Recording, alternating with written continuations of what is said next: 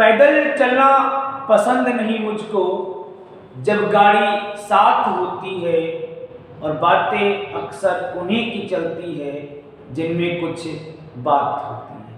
मैं अतुल कुमार शर्मा अपने YouTube channel free chemistry by Sharma ji पर आप सभी का हार्दिक स्वागत और अभिनंदन करता हूँ। ऐसे सभी साथी जो पहली बार मेरे चैनल पर विजिट कर रहे हैं, सबसे पहले मेरे चैनल को सब्सक्राइब कर लेंगे, साथ ही साथ बेल आइकन को प्रेस करना ना भूलें, ताकि मेरे द्वारा अपलोड की जाने वाली वीडियोज की नोटिफिकेशन आप सभी के लिए सबसे पहले प्राप्त हो सके।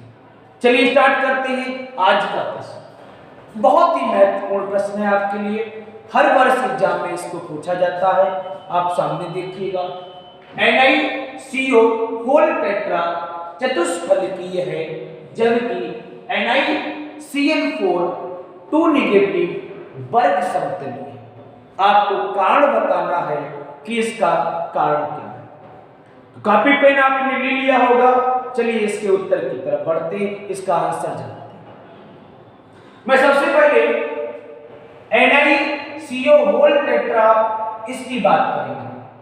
NiCO होल टेट्रा मैंने इसको ले लिया और मैं क्या करूंगा, सबसे पहले आपको पहचानना होगा कि इसमें CMI कौन सा। जब आप CMI पहचान लेंगे, फिर आपको पता होना चाहिए कि CMI का परमाणु क्रमांक कितना है। स्टेप बाय स्टेप हम लोग आगे बढ़ेंगे। चलिए शुरू करते हैं। यहां पर CMI Ni दे रखा है और Ni का परमाणु क्रमांक आपको पता होगा 28 होगा।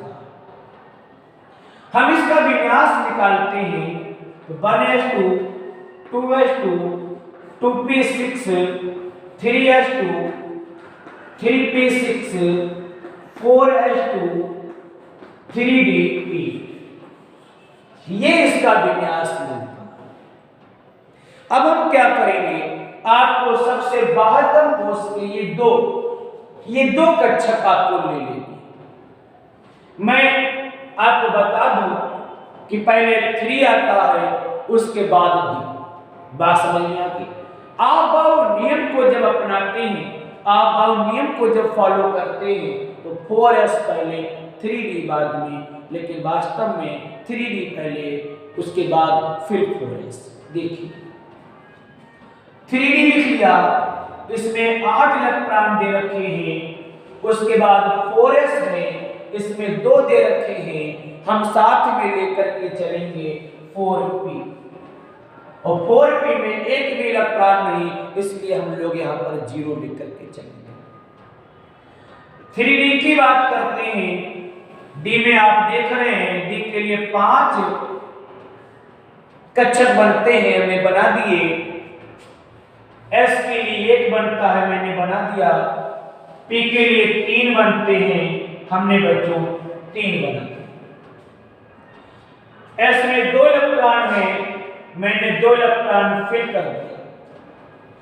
D में 8 में 1 2 3 4 5 6 7 8, यहां तक सारी बातें सबको पता हो। अब हमको क्या देखना है, अब हम लोग देखेंगे कि जो CMI है वह कौन सी ऑक्सीकरण संख्या में परिवर्तित हो रहा है। आपको पता होना चाहिए, ऑक्सीकरण संख्या जब निकालेंगे तो आपको जो लिगेंड दे रखा है, इस लिगेंड की ऑक्सीकरण संख्या पता होना चाहिए। ये जो लिगेंड है CO, इसकी ऑक्सीकरण संख्या बच्चों 0 होती है, और जब इसकी ऑक्सीकरण संख्या 0 है तो Ni की भी ऑक्सीकरण संख्या 0 हो जाएगी, क्योंकि किसी भी यौगिक में तत्वों की ऑक्सीकरण संख्या का जो योगफल होता है वो हमेशा 0 रहता है, जो टोटल होता है वो 0 मिलेगा। हमारे पास ये 3 कक्षक खाली हैं, इन 3 कक्षकों में कौन प्रवेश करेगा, लिगेंड के इलेक्ट्रॉन प्रवेश कर जाते हैं।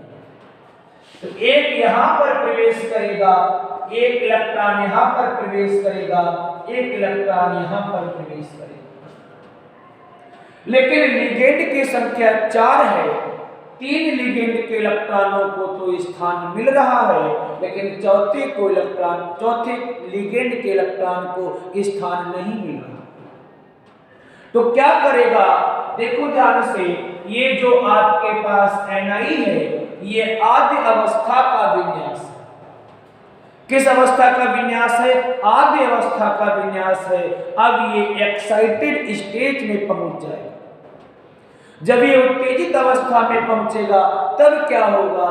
तब इस 4s के इलेक्ट्रॉन d की तरफ बढ़ने लगेंगे और ये दो आप जो अयुग्मित देख रहे हो, ये कन्वर्ट हो जाएगा किसमें? युग्मित में। देखिए, जब ये उत्तेजित अवस्था में पहुंचेगा तो ये इलेक्ट्रॉन इधर आ जाएगा और ये वाला इलेक्ट्रॉन यहां पर पहुंच जाएगा और विन्यास 3d8 था, अब ये क्या हो जाएगा? अब ये हो जाएगा बच्चों 3d10 और ये क्या हो जाएगा? ये हो जाएगा 4s0। समझ में आ गई सबके? और जब ये 0 हो जाएगा तो आपको पता है ये खाली हो जाएगा और यहां पर कौन प्रवेश कर जाएगा? CO के इलेक्ट्रॉन प्रवेश कर जाएगा। अब आप देखिए, चारों लिगेंड आसानी से अपने इलेक्ट्रॉनों को इन कक्षकों में प्रवेश करा देंगे।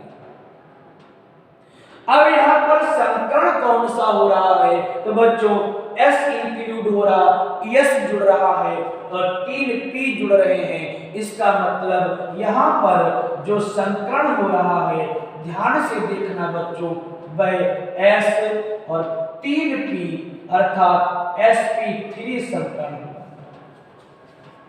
कौन सा संकरण हो रहा? sp3 संकरण हो रहा है। और जब बच्चों sp3 संकरण होता है तो यौगिक की जो संरचना है वो चतुष्फलकीय होती है। यौगिक की स्ट्रक्चर कैसी हो जाती है? यौगिक की स्ट्रक्चर चतुष्फलकीय हो जाती है जब कौन सा संकरण होता है? जब sp3 संकरण होता है।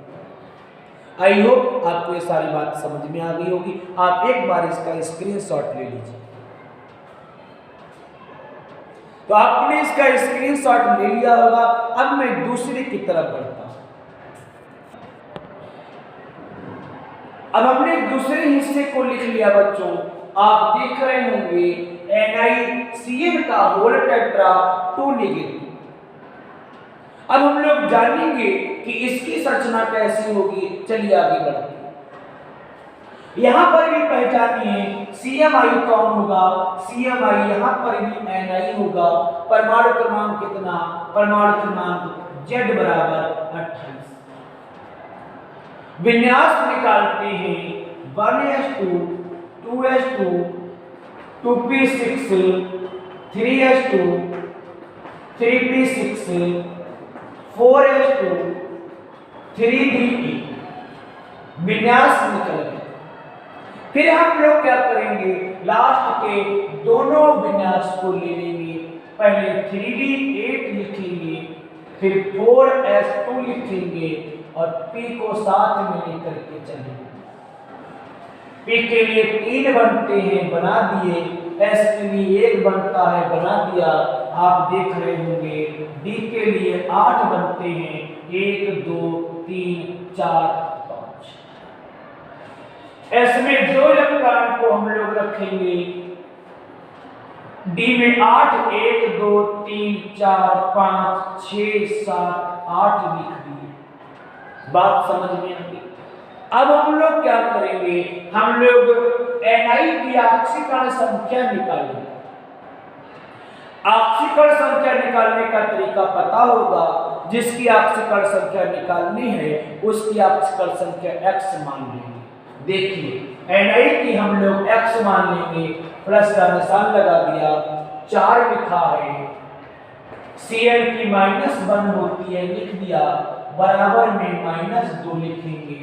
x -4 बराबर -2, x बराबर -2 प्लस 4, ये आ जाएगा +2। क्या आ जाएगा बच्चों? +2। जब ये 2 पॉजिटिव में कन्वर्ट होगा तो आप देख रहे होंगे कि जो 4s के इलेक्ट्रॉन है वो चले जाएंगे। अब ये जो p के खाली आप कक्षक देख रहे हैं, यहां पर Cn के इलेक्ट्रॉन प्रवेश कर जाएंगे। तो यहां पर आप देखिए Cn के इलेक्ट्रॉन प्रवेश करेंगे। ये आपका S खाली हो गया क्योंकि Ni2 पॉजिटिव में बदल रहा है, तो यहां पर भी Cn प्रवेश कर गया। अब बात आती है, आप लिगेंड को देखिए, लिगेंड प्रबल। अब जब प्रबल लिगेंड होता है तो युग्मन होना शुरू हो जाता है। प्रबल लिगेंड अगर होगा तो युग्मन होना शुरू हो जाएगा, और जब युग्मन होगा तो ये जो आप इलेक्ट्रॉन देख रहे हैं वो यहां चला जाएगा। ये जो इलेक्ट्रॉन यहां का था वो यहां पर आ जाएगा। उससे क्या होगा? ये Cn इधर बढ़ जाएगा। बहुत ध्यान से देखना, ये Cn इधर बढ़ गया, ये Cn इधर बढ़ गया और ये Cn इधर बढ़ गया, तो लास्ट वाला जो आप देख रहे हैं ये खाली है। अब यहां पर देखिए संकर्ण कौन सा हो रहा है, तो D पार्टिसिपेट कर रहा है, S पार्टिसिपेट कर रहा है और P के केवल 2 कक्षक पार्टिसिपेट कर रहे हैं। संकर्ण कौन सा मिलेगा?